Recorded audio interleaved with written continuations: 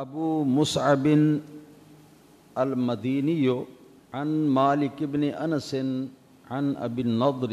عن ابی سلمۃ بن عبد الرحمن عن عائشہ رضی اللہ تعالی عنہا قالت، یہ الشمائل المحمدیہ علی صاحب الصلاۃ والسلام کی حدیث نمبر 295 ہے۔ امام ترمذی فرماتے ہیں کہ ہم کو یہ حدیث ابو مصعب المدینی نے بیان کی۔ وہ اس حدیث کو حضرت امام مالک بن انس امام اہل مدینہ رضی اللہ تعالی عنہ سے روایت کرتے تھے، اور امام مالک نے اس حدیث کو امام محدث ابو النضر سے روایت کیا۔ وہ اس حدیث کو حضرت ابو سلمہ بن عبد الرحمن سے روایت کرتے ہیں۔ یہ اکابر ائمہ تابعین میں سے ہیں۔ یہ اس حدیث کو حضرت ام المؤمنین عائشہ رضی اللہ تعالی عنہا سے روایت فرماتے ہیں۔ ما کان رسول اللہ صلی اللہ تعالی علیہ وآلہ وسلم یصوم فی شہر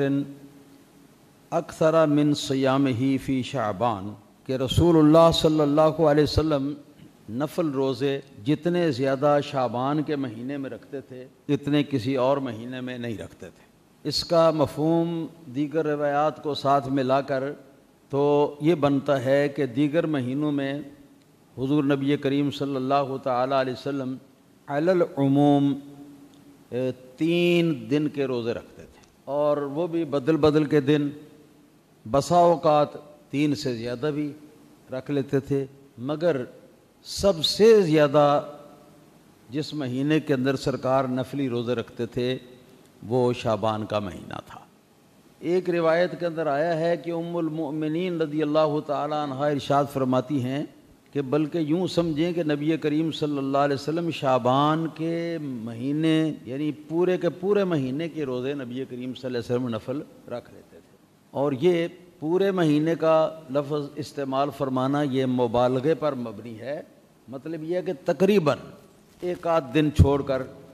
باقی سارے دنوں کے روزے شعبان مبارک کے رکھ لیتے تھے۔ اس حدیث کا فائدہ یہ ہوا، نفل روزے جو ہیں وہ سب سے زیادہ تعداد میں شعبان کے مہینے میں رکھنا مسنون ہے۔ اللہ تعالیٰ توفیق عطا فرمائے۔ حدیث نمبر 296، حدثنا محمود قال حدثنا ابو داود قال حدثنا شعبۃ عن یزید الرشک قال سمعت معاذۃ رضی اللہ تعالی عنہا قالت قلت لعائشہ رضی اللہ تعالی عنہا الی آخر۔ امام ترمذی نے فرمایا کہ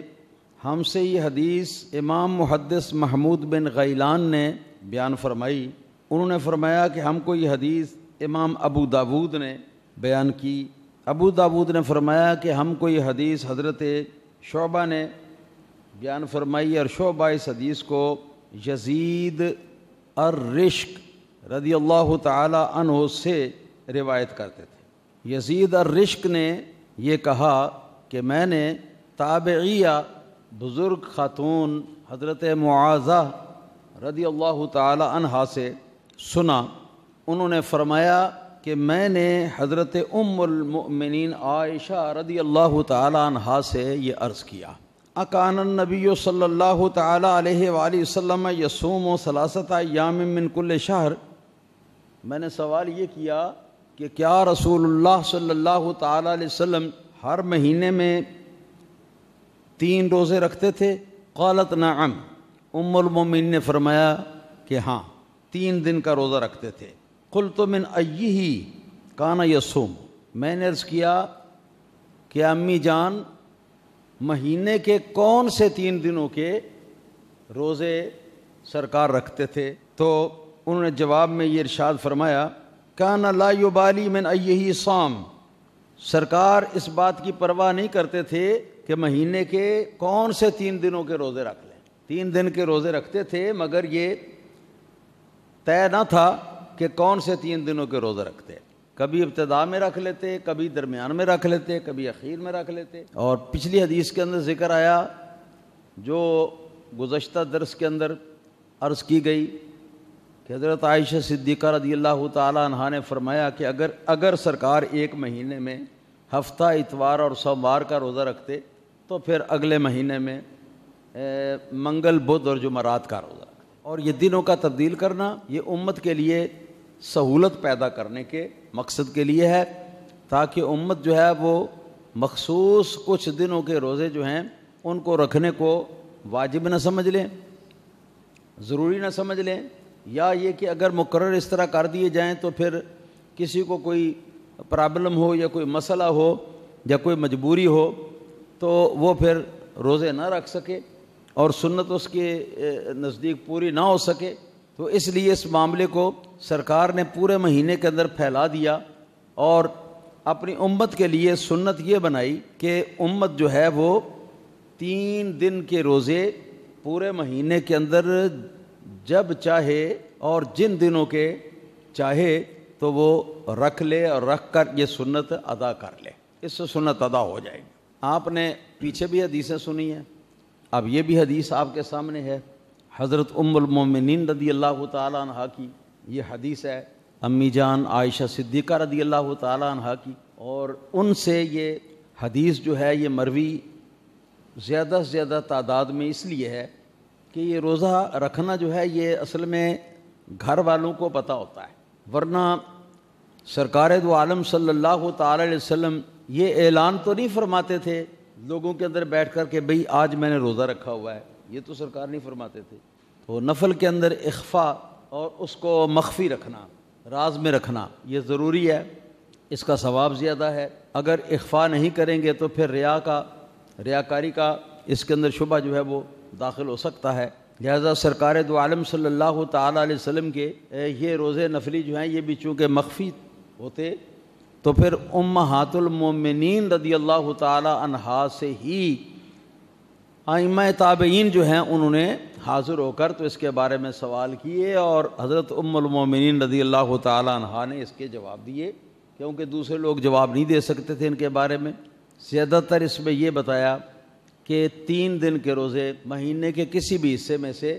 نبی کریم صلی اللہ تعالی علیہ وسلم رکھتے تھے، اور ایسا کرنے سے نبی کریم صلی اللہ علیہ وسلم کی سنت پر پورا عمل ہو جائے گا. اب یہاں پر ایک سوال آ گیا،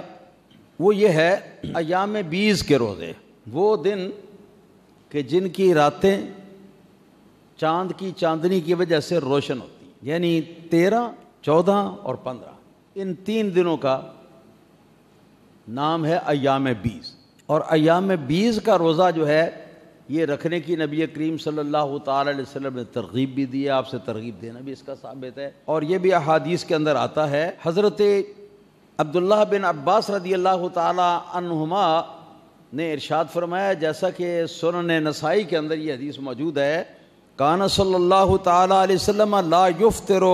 ایام البیض، کہ نبی کریم صلی اللہ تعالی علیہ وآلہ وسلم ایام 20 کے روزے جو ہیں ان کو آپ افطار نہ فرماتے تھے بلکہ روزے رکھتے تھے، فی حضر ولا سفر، خواہ آپ گھر کے اندر موجود ہوں، وطن میں موجود ہوں، یا آپ سفر پر ہوں. سفر کی حالت میں بھی نبی کریم صلی اللہ تعالی علیہ وسلم نے یہ ایام 20 کے روزے نہیں چھوڑے. اس سے یہ تطبیق اگر دیں تو تطبیق اس طرح ہوتی ہے کہ سرکار دو عالم صلی اللہ تعالی علیہ وسلم ایام 20 کے روزے رکھتے تھے، مگر جب ایام 20 کے روزے رکھتے تھے تو پھر باقی 3 دنوں کے روزے آپ کسی مہینے میں نہیں رکھتے تھے، اور اگر دوسرے دنوں میں روزے رکھ لیتے تو ایام 20 کے روزے جو ہیں وہ نبی کریم صلی اللہ علیہ وسلم کبھی چھوڑ دیتے کبھی رکھ لیتے. سیدنا عبداللہ بن عباس رضی اللہ تعالی عنہما کا یہ ارشاد فرمانا کہ حضور ایام 20 کے روزے جو ہیں 3 یہ نہ سفر کی حالت میں چھوڑتے اور نہ حضر میں، یعنی اقامت وطن کے اندر موجود ہونے کی حالت میں بھی یہ روزے 3 جو ہیں اس کو نہ چھوڑتے. ان کا اپنا یہ خیال ہے اور ان کا اپنا یہ گمان ہے، جبکہ مشاہدہ نہیں ہے، اس لیے کہ روزے کا تو پتہ ہی کوئی نہیں ہوتا. تو اکثر چونکہ ایسا ہوتا کہ ایام 20 کے روزے رکھ لیتے تو پھر باقی دنوں میں روزے نہ رکھتے. اس کے بارے میں انہوں نے اپنی خالہ جان حضرت سیدتنا میمونہ ام المومنین رضی اللہ تعالی عنہا سے سنا ہوگا تو اس کے مطابق انہوں نے بیان کر دیا ہوگا، وگرنہ حقیقتاً ان کو روزوں کے بارے میں علم جو ہے وہ اپنے طور پر نہیں تھا۔ یہاں پر یہ بات یاد رکھیں۔ اچھا چلو اگلی حدیث کے اندر ایام بیز کے بارے میں ہم گفتگو کریں گے۔ یہاں پر یہ سن لیں، قال ابو عیسیٰ، امام ابو عیسیٰ ترمذی فرماتے ہیں یزید الرشک ہوا یزید الضبعی،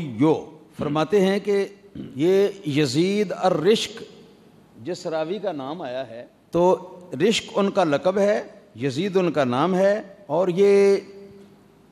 ضبعی ہیں، یعنی بنو ضبع قبیلہ ہے ایک، اس قبیلے کے ساتھ یہ تعلق رکھتے ہیں۔ البصریو، بصرہ کے رہنے والے تھے، وہو ثقۃ، فرماتے ہیں کہ وہ ثقہ اور مضبوط راوی تھے، معتبر راوی تھے۔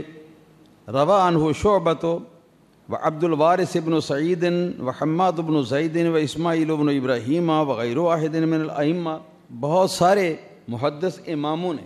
ان سے حدیث جو ہے وہ یزید الرشک سے روایت کی ہے۔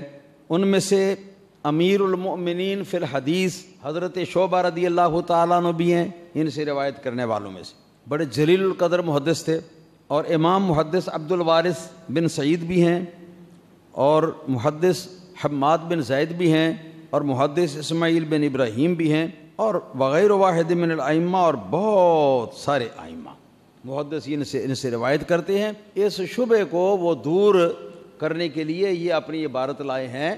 کہ جو کسی طرف سے ان کو یہ پیش آیا تھا کہ وہ ضعیف ہیں یا راوی ثقہ ہیں، تو انہوں نے اس وجہ سے ان کی وضاحت فرما دی اور رد کر دیا ان لوگوں پر کہ جنہوں نے حضرت یزید الرشک کو لین الحدیث یا ضعیف الحدیث قرار دیا ہے۔ اب فرماتے ہیں وہ یزید القاسم، فرماتے ہیں کہ یزید الرشک ضبعی جو ہیں بصرہ کے رہنے والے، ان کا ایک لقب قسام بھی ہے۔ قسام، قاف سین الف اور میم، قسام، سین پر تشدید ہے۔ قسام کا معنی ہوتا ہے تقسیم کرنے والا، اور یہ فرماتے ہیں قاسم بھی ان کو کہتے تھے، قسام بھی ان کو کہتے تھے۔ اور قاسم اور قسام کہے جانے کی وجہ جو ہے وہ یہ تھی کہ یہ زمین کو ناپنے اور اس کی پیمائش کا حساب و کتاب کرنے کے ماہر تھے۔ تو جب زمین کی بیع کا معاملہ ہوتا تو جہاں معاملہ ہوتا تو ان کو طلب کر لیا جاتا تاکہ آپ یہ بتائیں کہ یہ زمین جو ہے یہ یہاں سے لے کر یہاں تک ہے، یہ زمین جو ہے یہ کتنی مقدار اس کی کتنی ہے، تو اس کی مقدار جو ہے وہ بتاتے۔ تو اس لیے آپ کا نام جو ہے مشہور قاسم یا قسام بھی ہو گیا، کیونکہ جہاں بھی زمین کی پیمائش کا معاملہ آتا تو ان کو بلایا جاتا۔ کوئی کھیت خریدتا، کوئی باغ خریدتا تو زمین کی پیمائش جو ہے وہ یہ کر کے دیتی، اور اس کام میں مشہور تھے۔ بہت زیادہ سے زیادہ لوگ ان سے زمین کی پیمائش کرواتے تھے اور ان کی پیمائش پر اعتماد کیا جاتا تھا۔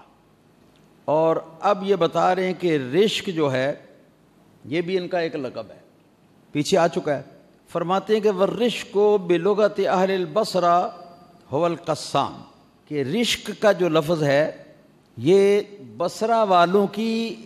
بولی کے اندر، آپ جانتے ہیں نا کہ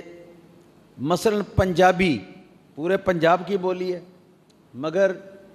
سیال کوٹ کی پنجابی اور ہے، ہمارے گجرات کی پنجابی اور ہے، لاہور کی پنجابی اور ہے، بہت ساری باتوں میں فرق ہو جاتا ہے۔ چنانچہ اس بات کو پیش نظر رکھتے ہوئے اس بات کو سمجھیں کہ رشک کا لفظ جو ہے یہ بصرہ والوں کی، بصرہ شہر والوں کی بولی میں یہ لفظ جو ہے یہ ایک قسام کے معنی میں استعمال ہوتا تھا، یعنی جو زمین کی پیمائش کرنے کا ماہر ہو۔ یہ ہو گیا اہل بصرہ کی لغت کے مطابق، لیکن اب ہم اس پر پورا کلام کریں گے۔ ائمہ لغت جو ہیں انہوں نے رشک کا معنی گھنی داڑھی بھی کیا ہے، ایک معنی۔ دوسرا معنی ائمہ لغت نے لکھا ہے کہ رشک اس آدمی کو کہتے ہیں کہ جس آدمی کی بہت گھنی داڑھی ہو اور بڑی داڑھی ہو، یہ دوسرا معنی ہو گیا۔ اب یہاں پر ایک لطیفہ سن لیں، بعض لوگوں نے یہ کہا ہے کہ ان کو یزید الرشک اس وجہ سے کہا جاتا ہے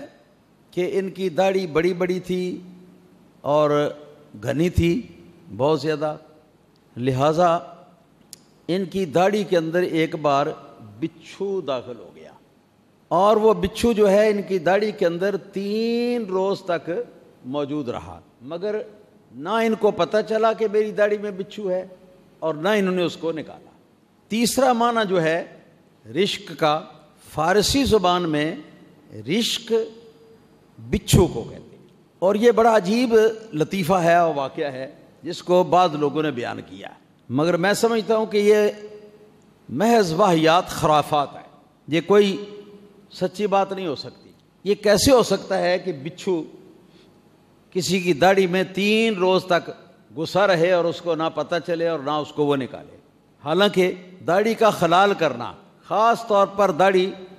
جب گھنی ہو تو داڑھی کا خلال کرنا، داڑھی کو دھونا اور داڑھی کا خلال کرنا جو ہے، دھونا اس کو فرض ہے اور اس کا خلال کرنا جو ہے وہ سنت موقدہ ہے۔ تو یہ جلیل القدر ائمہ تابعین میں سے ہیں، ہم ان کے بارے میں یہ گمان نہیں کر سکتے کہ یہ داڑھی کا خلال کرنے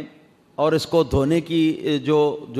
دھونے کا جو حکم ہے اس کے اوپر عمل نہ کرتے ہوں۔ تو جو آدمی داڑھی کا خلال کرے تو اس کو پتہ نہیں چلے گا کہ اندر اتنا موٹا بچھو بیٹھا ہوا ہے، اس کو سمجھ نہ آئے گی۔ تو یہ خواہ اس وجہ سے کہ فارسی زبان میں رشک را کے نیچے زیر جو پڑا جائے تو اس کا معنی ہوتا ہے بچھو،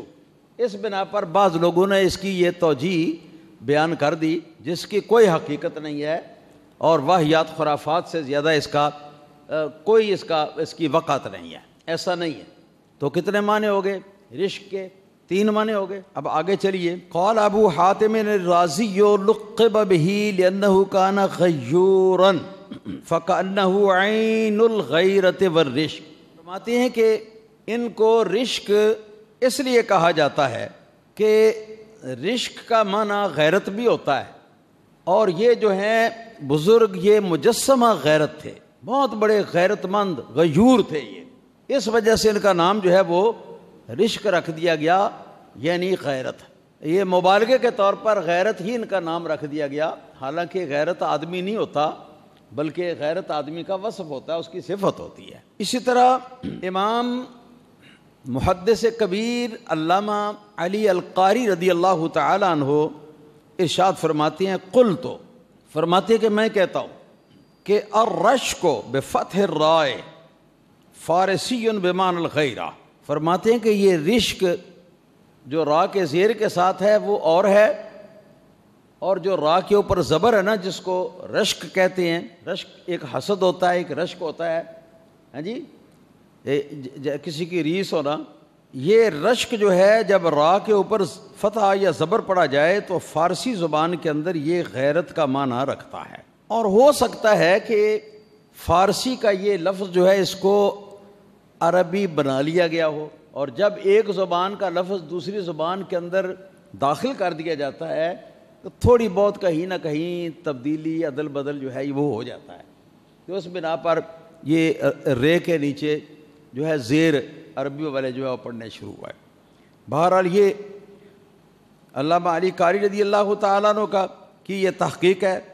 پھر فرماتے ہیں کہ قال صاحب القاموس، امام محدث مفسر مورخ مجد الدین محمد بن یعقوب فیروز آبادی رحمۃ اللہ تعالی علیہ قاموس اللغات کے اندر انہوں نے یہ لکھا کہ الرشک بالکسر الکبیر اللحیۃ والذی یعد علی الرماۃ فی السبق، وہ کہتے ہیں کہ را کے نیچے زیر پڑا جائے اگر رشک تو اس کا معنی ہے بڑی داڑھی والا، اور وہ شخص کہ جب لوگ تیر اندازی کریں مقابلے میں، یعنی مشق کے لیے تیر اندازی کریں، تو جو آدمی اس کا فیصلہ کرتا ہے نا کہ تیر اندازی میں سب سے بڑھیا کون ہے، بڑھ کر کون ہے، دوسرے نمبر پہ کون ہے، تیسرے نمبر پہ کون ہے، تو اس کا فیصلہ کرنے والا جو ہے نا اس کو بھی کہتے ہیں رشک۔ اور فرماتے ہیں کہ اصلہ القاف ہو، اصل میں یہ لفظ فارسی زبان کا ہے، اور اس کے اندر جو کاف ہے کشک والا، یہ کاف نہیں ہے، فارسی کے اندر وہ ہے قاف، دو نقطے والا۔ وَلُقِّبَ یزید بن ابی یزید الضبعی احسب اہل زمانے، اور اس لفظ کے ساتھ یزید بن ابی یزید ضبعی کا نام رکھا گیا، یعنی ان کا لقب مقرر کیا گیا، کیونکہ وہ اپنے تمام اہل زمانہ میں سے سب سے زیادہ حساب کے ماہر تھے، اور حساب کے اندر ایک شاخ آ جاتی ہے زمین کی پیمائش، تو ان سب چیزوں کے یہ بہت بڑے ماہر تھے۔ مجھے ضرورت نہیں تھی اس تمام تر تفصیل کی، مگر علامہ ترمذی رحمۃ اللہ تعالی نے خود چونکہ اس بات کو چھیڑ دیا ہے، تو لہٰذا میں نے مناسب سمجھا کہ چلو ان کی جو بات ہے میں اس کو ذرا وضاحت کے ساتھ آپ حضرات کی خدمت میں پیش کر دوں۔ تو چلتے ہیں آگے، پیچھے جو گزری ہے یہ حدیث نمبر 296 تھی، اب حدیث نمبر 297۔ ترمذی فرماتے ہیں حدثنا ہارون بن اسحاق الحمدانی قال حدثنا عبدة بن سلیمان عن ہشام بن عروة عن ابیہ عن عائشہ رضی اللہ تعالی عنہا قالت، رضی اللہ تعالی عنہا ہی کی حدیث ہے۔ امام ترمذی فرماتے ہیں کہ ہم کو یہ حدیث امام محدث ہارون بن اسحاق حمدانی نے بیان کی، انہوں نے فرمایا کہ ہم کو یہ حدیث امام محدث حضرت عبدہ بن سلیمان نے بیان کی، اور عبدہ اس حدیث کو حضرت ہشام بن عروہ سے روایت کرتے تھے، جو کہ بھتیجے ہیں حضرت عائشہ صدیقہ رضی اللہ تعالیٰ عنہا کے، اور یہ ہشام بن عروہ اس حدیث کو اپنے والد گرامی حضرت عروہ بن زبیر سے روایت کرتے ہیں، اور عروہ بن زبیر حضرت زبیر ابن العوام نبی پاک صلی اللہ علیہ وسلم کے پھوپھی زاد بھائی ہیں، ان کے بیٹے ہیں، صاحبزادے ہیں، اور ان کی والدہ حضرت بی بی اسماء بنت ابی بکر صدیق رضی اللہ تعالیٰ عنہ ہیں، صدیق اکبر رضی اللہ تعالیٰ عنہ کی صاحبزادی حضرت بی بی اسماء، اور یہ حضرت عائشہ صدیقہ رضی اللہ تعالیٰ عنہ کی بڑی بہن ہے، تو اس طرح یہ خالہ لگی ان کے عروہ کی۔ تو یہ عروہ اس حدیث کو روایت کرتے ہیں ام المومنین عائشہ رضی اللہ تعالیٰ عنہا سے کہ آپ نے فرمایا کان عاشوراء یوما تصومہ قریش فی الجاہلیہ وکان رسول اللہ صلی اللہ علیہ وآلہ وسلم یصومہ فلما قدم المدینہ صامہ امر بصیامہ فلما افترض رمضان کان رمضان هو الفریضہ وترک عاشوراء فمن شاء صامہ ومن شاء ترکہ۔ حدیث پوری ہوئی۔ ام المومنین رضی اللہ تعالیٰ عنہ نے ارشاد فرمایا کہ عاشورہ محرم کا 10واں روز، اس کا روزہ جاہلیت کے زمانے کے اندر بھی قریش رکھتے تھے، اور ان کا اس دن میں روزہ رکھنا یہ اس بنا پر تھا کہ یہ زمانہ سابق سے اللہ تعالیٰ کے مختلف پیغمبروں کی سنت کے طور پر چلا آ رہا تھا، خاص طور پر ملت ابراہیم علیہ الصلاۃ والسلام کے اندر۔ اور حدیث پاک کے اندر آتا ہے کہ حضرت سیدنا نوح علیہ نبینا علیہ الصلاۃ والسلام کشتی پہ جب سوار ہوئے اور پانی کا طوفان سیلاب جو ہے وہ آیا، اور کئی روز کے بعد جا کے کشتی جب رکی، پانی اترنا شروع ہوا، تو کشتی جو ہے وہ جودی پہاڑ پر اتری۔ یہ جودی پہاڑ جو ہے یہ عراق کے اندر ہے، وہاں پر جا کے ٹھہری، اور جب ٹھہری وہاں پہ تو اس دن محرم کی 10ویں تاریخ تھی۔ تو حدیث کے اندر آتا ہے کہ حضرت نوح علیہ الصلاۃ والسلام نے اللہ تعالیٰ کا شکر ادا کرتے ہوئے کہ اس دن سیلاب جو ہے وہ کم ہونا شروع ہوا،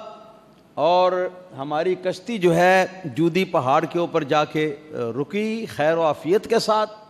تو اس دن کا شکرانے کے طور پر حضرت نوح علیہ الصلاۃ والسلام اور ان کی اولاد جو ہے انہوں نے روزہ رکھا۔ حضرت ابراہیم علیہ الصلاۃ والسلام تک بھی پہنچا، بلکہ بعض ائمہ سیر نے یہ لکھا ہے کہ جس دن حضرت جناب سیدنا ابراہیم علیہ الصلاۃ والسلام کو نمرود والوں نے بہت بڑی آگ کے اندر پھینکا تھا، حضرت جناب ابراہیم علیہ الصلاۃ والسلام 40 روز تک آپ اس آگ کی چیخا کے اندر رہے، مگر باہر سے دکھائی دیتا تھا کہ اندر حضرت ابراہیم علیہ الصلاۃ والسلام کے لیے نار کو گلزار بنا دیا گیا ہوا تھا، اور بڑے امن اور سکون کے ساتھ آپ اللہ تعالیٰ کی عبادت کے اندر مشغول تھے یا اپنے آرام کے اندر۔ تو جس دن وہ آگ بجھ گئی، حضرت ابراہیم علیہ الصلاۃ والسلام صحیح سلامت باہر تشریف لائے، تو ائمہ سیر میں سے بعض حضرات نے کہا ہے کہ اس دن بھی محرم کے مہینے کی 10ویں تاریخ تھی، یعنی عاشورہ تھا۔ تو ہو سکتا ہے اگر یہ روایت قابل اعتماد ہو تو حضرت ابراہیم علیہ الصلاۃ والسلام شکرانے کے طور پر اس دن کا روزہ رکھتے ہوں، واللہ تعالی عالم بالصواب۔ اور یہ بات تو ہے کہ حضرت ابراہیم علیہ الصلاۃ والسلام کی شریعت کے اندر اس دن کا روزہ تھا، اور اسی وجہ سے قریش جو ہے اس دن کا روزہ جاہلیت کے زمانے کے اندر بھی رکھتے تھے کہ کوئی بات حضرت ابراہیم علیہ السلام کی شریعت کی جو ہے وہ جاہلیت کے زمانے کے اندر جو مشرکین ہیں ان کے اندر بھی باقی رہ گئی ہوئی تھی، اگرچہ وہ مشرک ہو گئے تھے۔ فرماتی ہیں وَقَانَ رسول اللہ صلی اللہ علیہ وسلم یصومہ، سرکار دو عالم صلی اللہ تعالی علیہ وآلہ وسلم بھی عاشورے کے دن کا روزہ یعنی مکہ مکرمہ کی زندگی کے اندر رکھا کرتے تھے۔ فلما قدم المدینۃ صامہ، امر بصیامہ، جب سرکار مدینہ منورہ میں وارد ہوئے، ہجرت فرما کے پہنچے، تو آپ نے اس دن کا خود بھی روزہ رکھا اور دوسرے لوگوں کو بھی حکم دیا کہ اس دن کا روزہ رکھو۔ اس کی تفصیل جو ہے وہ صحیح بخاری اور صحیح مسلم کی وہ حدیث ہے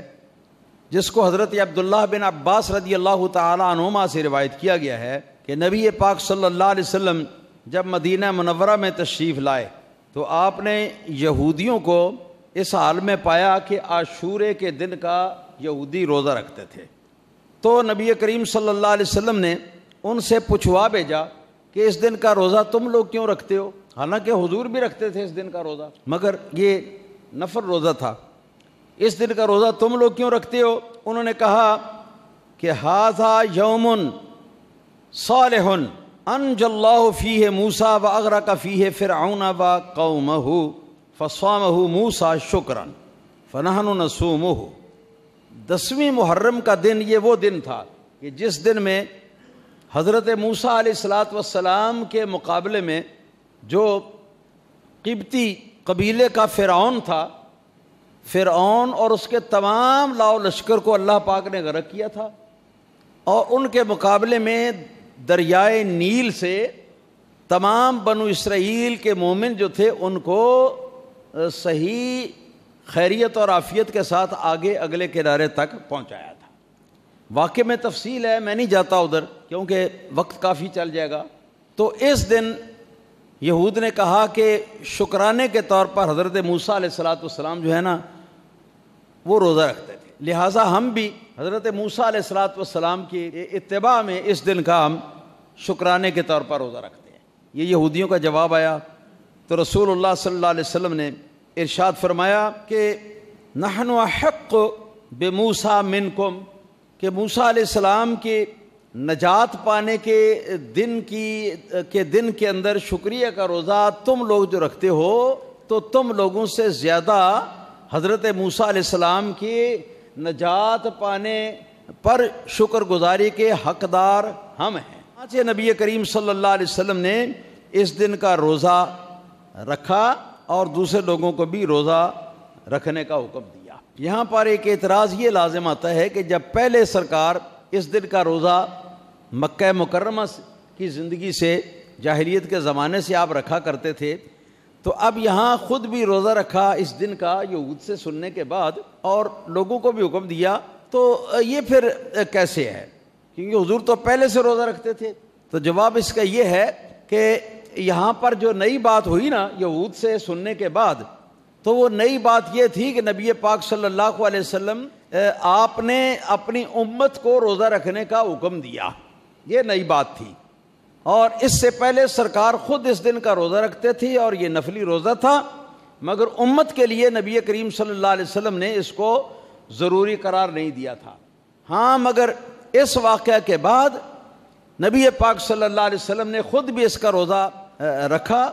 ضروری سمجھ کے رکھا، اور اپنی امت کو بھی ضروری سمجھ کر یہ روزہ رکھنے کا حکم دیا۔ اب ایک حدیث پاک اور سنیں ذرا، یہ صحیح مسلم کی روایت ہے، حضرت سیدنا سلمہ بن اکوع رضی اللہ تعالی عنہ، نبی پاک صلی اللہ علیہ وسلم کے وہ عظیم صحابی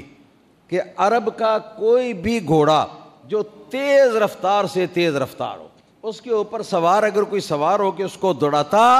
تو حضرت سلمہ بن اکوع کو دوڑتے ہوئے وہ پا نہ سکتا تھا۔ آپ پیدل دوڑتے تھے، اور کوئی سواری اس زمانے کی جو تھی گھوڑے ہی تیز ہوتے تھے، تو کوئی بھی گھوڑا حضرت سلمہ بن اکوع رضی اللہ تعالیٰ عنہ کے دوڑنے کا مقابلہ نہیں کرتا تھا، بلکہ یہ پیچھے رہ جاتے تھے، حضرت سلمہ بن اکوع جو ہے یہ آگے چلے جاتے تھے۔ میں وقت کی کمی کی وجہ سے ان کے حالات پر روشنی نہیں ڈالنا چاہتا زیادہ، اتنا آپ کافی سمجھیں۔ حضرت سلمہ بن اکوع رضی اللہ تعالیٰ عنہ کی روایت سے مسلم نے یہ حدیث بیان کی ہے کہ ان نبی صلی اللہ علیہ وسلم بعث رجلا من اسلم یوم عاشوراء، کہ نبی پاک صلی اللہ علیہ وسلم نے بنو اسلم قبیلہ مدینہ منورہ کا ہے، اس میں سے ایک شخص کو حضور نے بلوایا، اور بلوا کر تو آپ نے کیا فرمایا، فَأَمَرَهُ أَن يُؤَذِّنَ فِي النَّاسِ مَنْ كَانَ لَمْ يَصُمْ فَلْيَصُمْ وَمَنْ كَانَ أَكَلَ فَلْيُتِمَّ صَوْمَهُ إِلَى اللَّيْلِ۔ صبح کے وقت بلا کے فجر کے بعد یہ اعلان کروایا کہ جس نے ابھی تک کچھ کھایا پیا نہیں تو وہ روزے کی نیت کر لے، آج کے دن کا وہ روزہ رکھے، اور جس نے کچھ کھا پی لیا ہے تو اب روزے کے افطار کے ٹائم تک وہ بھی کچھ کھائے پیے مزید نہیں، احترام کے لیے اس دن کے، نہ یہ کہ ان کا بھی روزہ ہوگا،